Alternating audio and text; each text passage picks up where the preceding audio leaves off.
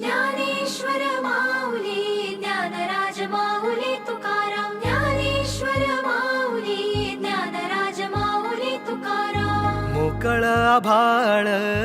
पंढरीची वाट चालू लागली पाऊल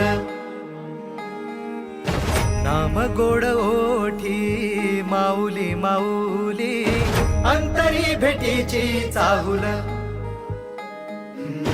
मोकळ आभाळ पंढरीची वाट चालू लागली पाऊल